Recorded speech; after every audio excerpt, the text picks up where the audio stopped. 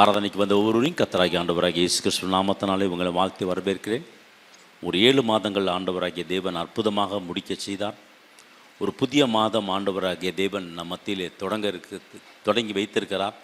ஆகவே இந்த மாதத்தில் ஆசீர்வாதம் தொடங்கும், இந்த மாதத்தில் மேன்மை தொடங்கும், இந்த மாதத்தில் கர்த்தர் உங்கள் மேலே வச்சிருக்கிற எல்லா ஐஸ்வர்யமும் உங்கள் மேலே வந்து கடந்து செல்லும். ஆமென், ஹல்லேலூயா. எடுத்து வாசிக்கலாம். யோசுவா புத்தகம் 3ஆம் அதிகாரம் 7ஆம் வசனம் எடுத்து வாசிக்கலாம். கர்த்தர் யோசுவாவை நோக்கி நான் மோசேயோடு இருந்தது போல உன்னோடும் இருக்கிறேன் என்பதை இஸ்ரவேலர் எல்லாரும் அறியும்படிக்கு இன்று அவர்களுக்கு அவர்கள் கண்களுக்கு முன்பாக உன்னை மேன்மைப்படுத்துவேன். இந்த மாதம் உங்களை ஆண்டவர் மேன்மைப்படுத்த போகிறார். வசனம் சொல்கிறது, இன்று அவர்கள் கண்களுக்கு முன்பாக மேன்மைப்படுத்துறது. அது அன்னைக்கு மாத்திரம் இல்லை, அன்னைக்கு தான் ஆரம்பம் ஆகுது. ஆகவே இன்னைக்கு மாத்திரம் இல்லை, இன்னைக்கு தான் உங்கள் மேன்மை ஆரம்பம் ஆகிறது. இன்னிலிருந்து ஆரம்பம் ஆகிறது. இது மனுஷனுடைய தயவினால் வருகிற உயர்வு அல்ல, இல்லை கடின உழைப்பினால் வருகிற உயர்வு அல்ல, உலக மக்கள் கொடுக்கிற உயர்வு அல்ல, இது கர்த்தரே தருகிற உயர்வு. இந்த மேன்மையை ஆண்டவர் உங்களுக்கு தரப்போகிறார். ஆகவே ஒவ்வொரு நாளும் நீங்கள் சொல்ல வேண்டிய வார்த்தை என்னன்னா, கர்த்தர் என்னை மேன்மைப்படுத்துவார். சொல்ல, கர்த்தர் என்னை இந்த மாதத்திலே மேன்மைப்படுத்துவார். இதுதான் கர்த்தர் இந்த மாதத்துக்கு கொடுத்த வார்த்தை. கர்த்தர் இந்த மாதத்தில் உங்களை மேன்மைப்படுத்துவார். ஏன் இந்த ஆண்டவர் இந்த வார்த்தையை சொல்கிறான்னு சொன்னால், மோசே தேவனுடைய தாசனாக இருந்தான். அவன் ஆண்ட சொல்கிறான், நான் மோசேடு இருந்த வரைக்கும் அவன் தான் தலைவனாக இருந்தான். அடுத்த தலைமைத்துவம் யாருக்கு வருதுன்னா, யோசுவாவுடைய சந்ததிக்கு வருது, யோசுவாவுக்கு வருது. அப்போ மக்கள் இவரை ஏற்றுக்கொள்வார்களா? மோசே பெரிய தலைவன், செங்கடலை 2ஆக பிளந்தவர், வாதைகளை அனுப்பினவர், பயங்கரமான ஒரு லீடர் பாருங்கள். அவர் மரித்து போனார், அவர் இல்லை. ஆனால் அந்த பகுதியிலே யார் என்ன பண்ணுறது, யார் என்ன பண்ண முடியும் அப்படின்னு சொல்லும் பொழுது யோசுவாவை ஆண்டவர் தேர்ந்தெடுக்கிறார். யோசுவா இது ஆரம்பித்தது, இந்த அதிகாரம் முடிகிற வரைக்கும் பார்த்தீங்கன்னா, அந்த கானான் தேசத்தில் உள்ள 31 ராஜாக்களை எல்லாவற்றையும் கொண்டு அவர்களுடைய தேசத்தை தம்வசமாய் திருப்பி கொண்டானாம். ஆமென். ஆகவே பிரியமான தேவஜனமே, கர்த்தர் இந்த மாதத்தில் கர்த்தர் உங்களை மேன்மைப்படுத்தி கொடுப்பார். நீங்கள் விசுவாசிக்கும் பொழுது கர்த்தர் உங்களை மேன்மைப்படுத்துவார். ஆமென், ஹல்லேலூயா. இந்த வசனம் எனக்குரியது என்று சொல்லி நீங்கள் உரிமை பாராட்ட வேண்டும். யோசுவாவுக்கு சொன்ன பொழுது யோசுவா அந்த வார்த்தையை தனக்கென்று எடுத்துக்கொண்டான். அவனுக்குன்னு சொல்லப்பட்ட வார்த்தை. இப்பொழுது இந்த வார்த்தை உங்களுக்குன்னு சொல்லப்படுகிற வார்த்தை. இந்த வார்த்தையை நீங்கள் எடுத்துக்கொள்ள ஒன்று. கர்த்தர் உங்கள் பிஸ்னஸில் மேன்மைப்படுத்துவார், கர்த்தர் உங்கள் குடும்பத்தை மேன்மைப்படுத்துவார், கர்த்தர் உங்கள் வேலையை மேன்மைப்படுத்துவார், கர்த்தர் உங்கள் பிள்ளைகளை மேன்மைப்படுத்துவார். இந்த மாதம் ஆண்டவர் உங்களை மேன்மைப்படுத்துகிற மாதம். ஹல்லேலூயா. மோசே மரித்து போனான். மோசே மரித்து போன பிறகு அந்த இடத்துல யாரை நிறுத்துவது? ஏன்னா 20 லட்சம் மக்களை வழி நடத்த வேண்டும். மோசேவே என்ன பண்ணாங்க, கல்லறிக்க ஆரம்பிச்சிட்டாங்க. அப்படிப்பட்ட இந்த தலைமைத்துவம் மோசேக்கு ஆண்டவர் வச்சிருந்தாரு. அதே அபிஷேகம் யாருக்கு வருது என்று சொன்னால், யோசுவாவுக்கு. ஆண்டவர் கொடுக்குற ஆசீர்வாதத்தை யாரும் தடுக்க முடியாதுங்க. உங்களுக்கு கொடுக்க வேண்டிய ஆசீர்வாதம் இந்த மாதத்தில் கர்த்தர் உங்களை மேன்மைப்படுத்துவார்னு ஆண்டவர் நினைச்சிட்டாருன்னா, அதை யாரும் என்ன செய்ய முடியாது, தடுக்க முடியாது. பிசாசு என்ன பண்ண முடியாது, தடுக்க முடியாது. யாரும் எதிர்த்து நிற்க முடியாது. கர்த்தர் உங்களை மேன்மைப்படுத்துவார்னா மேன்மைப்படுத்துவார். எல்லாராலும் புறக்கணிக்கப்பட்டவன் யோசுவா, எல்லாருக்கும் புறக்கணிக்கப்பட்டவன். ஒருவேளை நீங்கள் புறக்கணிக்கப்பட்டிருக்கீங்களா, அவமானப்பட்டிருக்கீங்களா, எல்லாராலும் அவமதிக்கப்பட்டிருக்கீங்களா? இன்றைக்கி ஒரு நற்செய்தி, கர்த்தர் உங்களை மீண்டும் மேன்மைப்படுத்த போகிறார். 3 காரியங்களை குறித்து நான் பேசலாம் என்று நினைக்கிறேன். கர்த்தருடைய சமூகம் உங்களை மேன்மைப்படுத்தும். யார் மேன்மைப்படுத்துவாங்களா? கர்த்தருடைய சமூகம் மேன்மைப்படுத்தும். இதுக்கு ஆதாரமாக நான் வாசிக்கிற வசனம் யோசுவா 1ஆம் அதிகாரம் 2ஆம் வசனம் எடுத்து வாசிக்கலாம். யோசுவா 1:2 எடுத்து வாசிக்கலாம். என் தாசனாகிய மோசே மரித்து போனான். இப்பொழுது நீயும் இந்த ஜனங்கள் எல்லாரும் எழுந்து இந்த யோர்தானை கடந்து இஸ்ரவேல் புத்திரருக்கு நான் கொடுக்கும் தேசத்துக்கு போங்கள். ஆண்டவர் என்ன சொல்றாருன்னா, இந்த இடத்துல ஒரு வார்த்தை சொல்றார். என் தாசனாகிய மோசே என்ன பண்ணா, மரித்து போனான். இப்பொழுது நீயும் இந்த ஜனங்களையும் எல்லாரும் எழுந்து யோர்தானை கடந்துன்னு போட்டிருக்குல்ல. அப்போ யோர்தான் தான் உங்களுடைய ஆசீர்வாதத்துக்கு தடையாக இருக்கிறது. ஆண்டவர் சொல்கிறாரு, இந்த மாதம் நீங்கள் தடைகளை கடக்கிற மாதம். ஆமேன். இந்த மாதம் மேன்மைப்படுத்துகிறோன்னே ஆண்டவர் என்ன செய்வாராம், ஆண்டவர் கடக்க வைப்பார். ஆனால் யோர்தான் எப்படி வருகிறது? அது பொங்கி வருகிற வெள்ளம் பயங்கரமாக கரை புரண்டு ஓடுகிறது. அதில் எப்படி அது சாத்தியமா, நடக்குமா, நடக்காது? ஆண்டவர் சொல்கிறதுக்கும் நம்ம பார்க்குறதுக்கும் நிறைய வித்தியாசம் இருக்கிறது. ஆண்டவர் சொல்லுவார், இது நீ கடந்து போவ அப்படின்றார். ஆனால் யோர்தானை எப்படி போகுதுன்னா கரை புரண்டு ஓடிக்கிறது. இது ஒரு ஆச்சரியமான ஒரு சம்பவம் பாருங்க. ஆண்டவர் சொல்கிறார், நான் கடந்து நீ போவ. ஆண்டவர் இன்றைக்கும் சொல்கிறார், உங்கள் பிரச்சனையை நீங்கள் கடந்து கர்த்தர் உங்களை வழி நடத்துவார். ஆமேன். ஆகவே நீங்கள் பயப்படாதீங்க. ஆண்டவர் சொல்கிறார், நான் உன் கூட இருக்கிறேன், நான் உன் கூட இருக்கேன். மோசேயோடு இருந்தது போல நான் என்ன பண்ணுவேன், உன் கூட. இந்த மாதம் ஆண்டவர் உங்களோடு கூட இருப்பார். நீங்கள் செய்கிற எல்லாத்துலேயும் கர்த்தர் உங்களோடு கூட இருப்பார். நீங்கள் கேட்டுக்கொள்வது எல்லா காரியத்தையும் தேவனாய் கர்த்தர் உங்களை ஆஸ்வதிப்பார். கர்த்தர் என்னை மேன்மைப்படுத்துவார். அடுத்தது, கர்த்தர் என்னோடு கூட இருக்கிறார். இந்த 2 வார்த்தை நீங்கள் சொல்ல வேண்டும். யோசுவா 1:5 எடுத்து வாசிக்கலாம். நீ உயிரோடு இருக்கும் நாள் எல்லாம், உயிரோடு இருக்கும் நாளெல்லாம் ஒருவனும் உனக்கு முன்பாக எதிர்த்து நிற்பதில்லை. ஆமென். வசனம் சொல்லுகிறது, கர்த்தருடைய சமூகம் உங்களை மேன்மைப்படுத்தும். அப்ப நீ உயிரோடு இருக்கிற நாளெல்லாம் ஒருவனும் உன்னை எதிர்த்து நிற்பதில்லை. நான் மோசேயோடு இருந்தது போல உன்னோடு கூட இருப்பேன். நான் உன்னை விட்டு விலகுவதும் இல்லை, உன்னை கைவிடுவதும். ஆமா, நான் மோசையோடு இருந்தது போலவே யோசுவா நான் உன் கூட இருப்பேன். எல்லா காரியத்தையும் ஆண்டவர் மேன்மைப்படுத்தும்படி ஆண்டவர் வச்சிருக்கிறார். யோசுவா, நீ என்னிடத்தில் என்கிட்ட திட்டங்கள் வாங்கிக்கொள்ளு.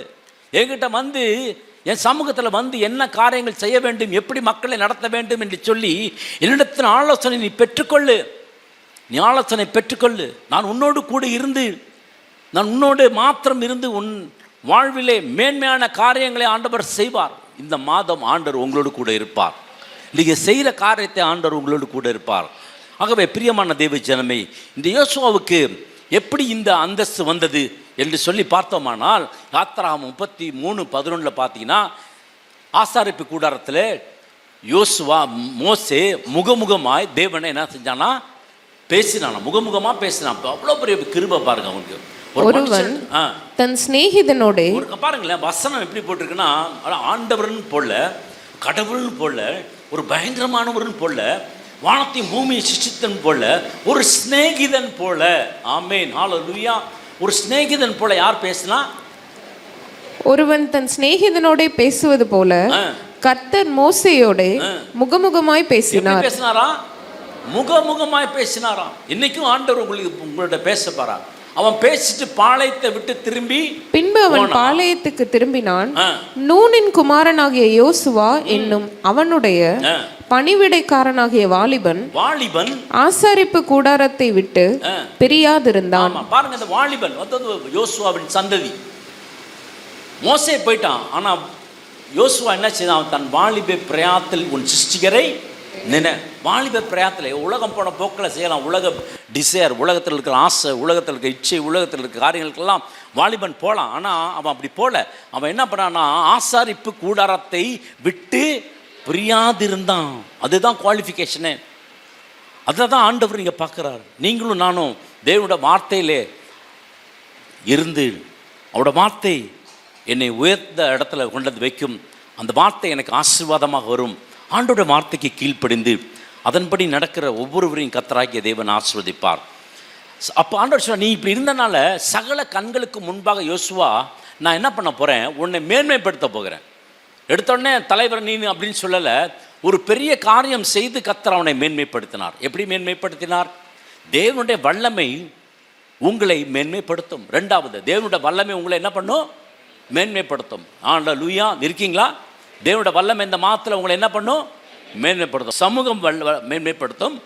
சமூகம்னா அவருடைய பிரசனம், அவரோட கூட இருக்கிற அந்த இன்டிமேசி ரிலேஷன்ஷிப், அதுதான் சமூகம், அவருடைய பிரசனம் இருக்குது. அதுக்கப்புறம் பார்த்தீங்கன்னா வல்லமை மேன்மைப்படுத்தும். என்ன வல்லமை மேன்மைப்படுத்தும்? வசனம் சொல்கிறது, நான் மோசையோடு இருந்தது போல உன்னோடு கூட இருப்பேன் யோசுவா. ஆகவே மோசே இருந்தபோது ஜனங்களை கானானுக்கு வளைத்து செல்லும்படி நான் அழைத்து வந்தார், கூட்டிகிட்டு வந்தார். இப்போ மோசே இறந்து போயிட்டார். இப்போ அந்த ஸ்தானத்தில் நீ தான் இருக்க. நீ என்ன பண்ணு, நான் உன்னோடு கூட இருந்து இந்த ஜனங்களை எங்கே கொண்டு போவேன்னா, மோசே சிவந்த சமுத்திரத்தை இரண்டாக பிளந்தார், மேன்மைப்படுத்தினார் ஆண்டவர். எல்லா கண்களுக்கு முன்பாக ஆச்சரியம் அற்புதம் செய்தார். நானும் உன்னை மேன்மைப்படுத்துவேன். என்ன செய்ய வேண்டும் என்று சொன்னால், ஆசாரியர்கள் உடன்படிக்கை பட்டியை எடுத்துக்கொண்டு சுமந்து போவார்கள். அவர்கள் கால்கள் இந்த யோர்தானிலே பட்ட மாத்திரத்திலே வந்து கொண்டிருக்கிற ஓடிக்கொண்டிருக்கிற யோர்தான் நதி இரண்டாக பிளக்கும். வலதுபுறமும் இடதுபுறமும் ஒரு சுவராக நிற்கும். அது நிற்கும் பொழுது நீங்கள் அதன் ஊடே நடந்து அப்புறத்துக்கு நீங்கள் போக முடியும். கர்த்தர் இந்த மாதம் உங்களுடைய யோர்தானை கடக்கும்படி ஆண்டவர் பிரித்து போடுவார், வழியை உண்டாக்கி கொடுப்பார், ஆசீர்வாதத்தை தருப்பார். அடுத்த எல்லைக்கு போகும்படி ஆண்டவர் கிருபை பாராட்டுவார். ஆண்டவர் சொல்ற, உடன்படிக்கை பெட்டிக்கு மாத்திரம் பக்கத்தில் என்ன செஞ்சிடாதீங்க, போயிடாதீங்க, கொஞ்சம் சற்று தூரமாக இருங்க. எடுத்து வாசிக்கலாம். 3ஆம் அதிகாரம் 13ஆம் வசனம் முதல் 16ஆம் வசனம் வரைக்கும் வாசிக்கலாம். வேகமாக வாசிக்கலாம். சம்பவிப்பது என்னவென்றால், சர்வ பூமிக்கும் ஆண்டவராகிய கர்த்தரின் பெட்டியை சுமக்கிற ஆசாரியர்களின் உள்ளங்கால்கள் யோர்தானின் தண்ணீரிலே பட்ட மாத்திரத்தில் மேலே இருந்து ஓடி வருகிற யோர்தானின் தண்ணீர் ஓடாமல் ஒரு குவியலாக நிற்கும் என்றான். ஜனங்கள் யோர்தானை கடந்து போக தங்கள் கூடாரங்களில் இருந்து புறப்பட்டார்கள். ஆசாரியர்கள் உடன்படிக்கை பெட்டியை ஜனங்களுக்கு முன்னே சுமந்து கொண்டு போய் யோர்தான் மட்டும் வந்தார்கள். அப்புறம் யோர்தான் அறுப்பு காலம் முழுவதும் கரை புரண்டு போம். பெட்டியை சுமக்கிற ஆசாரியர்களின் கால்கள் தண்ணீரின் ஓரத்தில் பட்டவுடனே மேலே இருந்து ஓடி வருகிற தண்ணீர் நின்று சார்தானுக்கு அடுத்த ஆதாம் ஊர் வரைக்கும் ஒரு குவியலாக குவிந்தது. உப்புக்கடல் என்னும் சமமான வெளியின் கடலுக்கு ஓடி வருகிற தண்ணீர் பிரிந்து ஓடிற்று. அப்பொழுது ஜனங்கள் எரிகோவுக்கு எதிரே கடந்து போனார்கள். எரிகோவுக்கு எதிரே என்னப்பா கடந்து போனார்கள். இந்த மாதத்தில் யோர்தானை கடந்து போவீர்கள். இந்த மாதத்தில் கர்த்தர் உங்களை மேன்மைப்படுத்துவார். இந்த மாதத்தில் தேவனுடைய பிரசனம் உங்களுக்குள்ள இருக்கும். இந்த மாதத்தில் தேவனுடைய வல்லமை உங்களுக்குள்ள இருக்கும். அவர்கள் கடந்து போனார்கள். இந்த மாதம் மேன்மையை கர்த்தர் உங்களுக்கு கொடுக்கிற ஒரு மாதம். இந்த மாதம் கர்த்தர் உங்களுக்கு வல்லமையை கொடுக்கிற ஒரு மாதம். இந்த மாதம் ஆண்டவர் உங்களை பிரகாசிக்க பண்ணுகிற ஒரு மாதம். இந்த மாதம் உங்களுக்குள்ளே இருக்கிற பயத்தை எல்லாம் ஆண்டவர் எடுத்து போடுகிற ஒரு மாதம். இந்த மாதம் கர்த்தர் நீங்கள் நினைத்து பார்க்க முடியாத அளவில் உங்கள் சூழ்நிலைகளை ஆண்டவராகிய தேவன் இந்த மாதத்தில் ஆண்டவர் மாற்றி போட்டுக்க போகிறார். வாக்கு பண்ணப்பட்ட தேசத்தில் கானானுக்குள்ளே நம்ம என்ன பண்ண போகிறோம். யோசுவா என்ன பண்ணார், 31 ராஜாக்களை அங்கே உள்ள எல்லா அந்த ஏத்தியர் எபூசியர் அவங்க எல்லாத்தையும் துரத்தி விட்டுட்டு தங்கள் வசம் சொல்லும் தங்கள் வசமாக நாம் தேசத்தை திருப்பி கொண்டான். இந்த மாதம் நீங்கள் திருப்பி கொள்ள போறீங்க. நீங்கள் சொல்லணும், மோசையோடு இருந்தது போல யோசுவோடு இருந்தது போல கர்த்தர் நீர் என்னோடு கூட இருக்கிறீர். என்னை நீ ஜனங்களுக்கு முன்பாக என்ன பண்ணுங்க, வெட்கப்படுத்தாதபடி என்ன பண்ணுங்க, மேன்மைப்படுத்துங்க. கர்த்தர் மேன்மைப்படுத்துவாரா இல்லையா? நிச்சயமா மேன்மைப்படுத்துவார். யோசுவா 4:14 எடுத்து வாசிக்கலாம். கர்த்தர் யோசுவாவை சகல இஸ்ரவேலரின் கண்களுக்கு முன்பாக மேன்மைப்படுத்தினார். அவர்கள் மோசேக்கு பயந்திருந்தது போல அவனுக்கும் அவன் உயிரோடு இருந்த நாளெல்லாம் பயந்திருந்தார்கள். இதுதாங்க கர்த்தர் பண்றது. இது மனுஷன் பண்றது இல்ல தம்முடைய முயற்சினால பண்றது இல்ல. கர்த்தர் உங்களை மேன்மைப்படுத்துவார். நம்புறக்கு ஒரு ஆமென் சொல்லுங்க. இந்த மாதம் கர்த்தர் உங்களை மேன்மைப்படுத்துவார். சகல ஜனங்களுக்கு முன்பாக கர்த்தர், இந்த மாதத்தின் வாக்குத்தத்தமே அதுதான். சகல ஜாதிகளுக்கு முன்பாக கர்த்தர், இந்த வருடத்தோட வாக்குத்தத்தம் சகல ஜனங்களுக்கு கண்களுக்கு முன்பாக உங்களை மேன்மைப்படுத்துவார். எப்படி மேன்மைப்படுத்துவார்? ஆண்டவருடைய சமூகத்திலே காத்திருக்கும் பொழுது யோசுவா தேவ சமூகத்திலே காத்திருந்தான், தேவனுடைய ஆசீர்வாதத்தை பெற்றுக்கொண்டான். ஆகவே பிரியமான தேவச்சனமே, கடைசியாக ஒரு வசனத்தை நான் வாசிக்க ஆசைப்படுகிறேன். யோசுவா 18ஆம் அதிகாரம் 1ஆம் வசனம் எடுத்து வாசிங்க. இஸ்ரவேல் புத்திரர் சபையெல்லாம் சீலோவிலே கூடி அங்கே ஆசரிப்பு கூடாரத்தை நிறுத்தினார்கள். தேசம் அவர்கள் வசமாயிற்று. என்ன ஆயிடுச்சு? தேசம் யார்கிட்ட வந்துருச்சு? இப்ப சொல்லுங்க, தேசம் யார்கிட்ட வந்துருச்சு? யோசுவாட்ட வந்துருச்சு. தேசம் யார்கிட்ட வந்துச்சு? என்ன ஆரம்பம்? நான் சொன்னேன் இல்லையா, மேன்மைப்படுத்த ஆண்டவர் ஆரம்பிச்சிட்டாரு. மேன்மைப்படுத்த இந்த மாதத்தில் உங்களை ஆரம்பிச்சிட்டாரு. இனி போக போக போக போக போக கர்த்தர் உங்களுடைய சார்பிலே நிற்பார். வசனம் சொல்லுகிறது, தேசம் அவர்கள் வசமாயிற்று. உங்களுக்கு வேண்டிய காரியங்கள் எல்லாம் கர்த்தர் உங்களுக்கு கொடுப்பார். நம்பர் ஆமென் சொல்லுங்களேன். நம்பர் 1, ஆசாரிப்பு கூடாது. தேவ பிரசன்னத்தை விட்டு என்ன செய்யக்கூடாது? விலக கூடாது. அதுக்கப்புறம் தேவனோட வாசனத்தை எப்படி இருக்கணுமா? இரவும் பகலும் தியானித்து கொண்டே இருக்கணுமா. 3வது, இதில் எழுதியிருக்கிறபடியெல்லாம் கவனமாய் நடக்க நீ நடந்தினா புத்திமான இருப்ப. அப்போ கர்த்தர் உன்னை மேன்மைப்படுத்துவார். இதுதான் ஆண்டவர் யோசுவாவுக்கு 1ஆம் அதிகாரத்தில் 1:7 1:8 இதை தான் ஆண்டவர் யோசுவாவுக்கு சொல்லி இப்படிலாம் சொல்லி உன்னை அற்பமாக பார்த்தாங்க, உன்னை கேவலமாக பார்த்தாங்க. யோசுவா, இனிமேல் உன்னை கேவலமாக பார்க்க மாட்டாங்க. ஜனங்களுக்கு முன்பாக உன்னை மேன்மைப்படுத்துவார். கர்த்தர் உங்களை மேன்மைப்படுத்துவார். கர்த்தர் உங்கள் குடும்பத்தை மேன்மைப்படுத்துவார். உங்கள் வேலையில் கர்த்தர் உங்களை மாத்திரம் கர்த்தர் மேன்மைப்படுத்துவார். தேவ பிரசனம், தேவோட வல்லமை உங்களுக்குள்ளே வெளிப்பட ஆரம்பிக்கும். தேவ ஆவியானவர் உங்களுக்கு கூட என்னோடு கூட இருக்கிறார். ஆகவே ஸ்தோத்திரம். இதில் எழுதியிருக்கிறபடியெல்லாம் கவனமாக நீங்கள் வேதத்தில் இருக்கிற வார்த்தையின்படி நடப்பீர்கள் என்று சொன்னால் கர்த்தர் நிச்சயம் ஆசீர்வதிப்பார். ஆகவே இந்த மாதம் மேன்மை கொடுக்கிற ஒரு மாதம். சொல்லுங்கள், இந்த மாதம் எனக்கு மேன்மையை கொடுக்கிற மாதம். ஆண்டவர் சமூகத்தில் தேடும் பொழுது கர்த்தர் ஆஸ்வதிப்பார். அங்கே வந்த எல்லாரையும் கர்த்தர் இயேசு நாமத்தில் ஆஸ்வதிக்க உங்கள் வாழ்க்கை மேன்மைப்படுத்துவார். ஆமென். கர்த்தர் உங்களோடு கூட இருப்பார். தேவனோட வல்லமை உங்களோடு கூட இருக்கும். நீங்கள் மேன்மைப்படுவீர்கள். ஹல்லேலூயா. செய்கிற எல்லாத்திலும் கர்த்தர் உங்களை மேன்மைப்படுத்துவார். சென்ற மாதம் வராத ஆசீர்வாதம் இந்த மாதம் வரும். தடையா இருக்கிற யோர்தான் 2ஆக பிளக்கும். தேசத்தை தம்பசமா திருப்பி கொண்டார். உங்களுக்கு உரிய ஆசீர்வாதம் உங்களுக்கு இந்த மாதத்தில் நீங்க திருப்பிக் கொள்வீர்கள். ஆமென். ஹல்லேலூயா. God is good all the time. கர்த்தர் உங்களை ஆசீர்வதிப்பாராக. சமாதானத்தோடு கடந்து செல்லுங்கள். கர்த்தர் உங்களை ஆசீர்வதிப்பார். கர்த்தாவே, இந்த புதிய மாதத்துக்காக நன்றியோடு துதிக்கிறோம், ஸ்தோத்திரிக்கிறோம். கர்த்தாவே, கடந்த மாதம் முழுவதும் எங்களை நீங்கள் காத்து இந்த புதிய மாதத்தை காண செய்த தயவிற்காக கோடானு கோடி ஸ்தோத்திரம் சுவாமி. இந்த புதிய ஆரம்பத்தை இந்த மாதத்தில் நீங்கள் கொடுப்பதற்காக நன்றி. பழையவைகள்லாம் ஒளிந்து போகத்தக்கதாக கர்த்தர் புதிய புதிய காரியங்கள், எங்களுக்கு புதிய புதிய வாசல்கள், புதிய ஆசீர்வாதங்கள், காத்திருக்கிற காரியங்கள் எல்லாவற்றிலும் தேவன் நன்மையாக நீங்கள் முடித்து தரும்படிக்கு நாங்கள் செபிக்கிறோம். ஒரு பெரிய உயர்வு எங்கள் வாழ்க்கையில் கடந்து வரட்டும் ஆண்டவரே. நாங்கள் நினைத்து கொண்டிருக்கிறதை காட்டிலும் நீங்கள் அதிகமாக கிரியை செய்கிற தேவன். இந்த மாதத்தில் எங்கள் வாழ்க்கையில் ஆண்டவரே, எங்களால் என்னென்ன காரியங்களை செய்து முடிக்க முடியலையோ அந்த காரியங்கள் எல்லாவற்றிலும் கர்த்தருடைய கரம் கூட இருந்து எங்களுக்கு முடித்து தரும்படியாக நாங்கள் ஜெபிக்கிற சுவாமி. கர்த்தர் உன்னோட கூட இருந்து ஆண்டவரே செய்யும் காரியம் பயங்கரமாக இருக்கும். இந்த வார்த்தை எங்கள் வாழ்க்கையில் கடந்து வரட்டும். எந்தெந்த காரியங்கள் ஆண்டவரே தள்ளப்பட்ட நிலைமையில், தாமதித்து கொண்டிருக்க நிலைமையில், ஆண்டவரே சிறைப்பட்டு போன நிலைமையில் இருக்க எல்லா காரியங்களையும் கர்த்தர் இந்த நாட்களில் வெளியே கொண்டு வாருங்க சுவாமி. எங்களோடு இருக்கிறவர் பெரியவர் என்பதை நாங்கள் நிரூபித்து காட்டும் மாதமாக அநேக சாட்சிகள் எங்கள் குடும்பங்களிலும் தனிப்பட்ட வாழ்க்கையிலும் ஆவிக்குரிய வாழ்க்கையிலும் ஆண்டவரே உயர்வு வர உதவி செய்யுங்க. மேன்மைப்படுத்துங்க.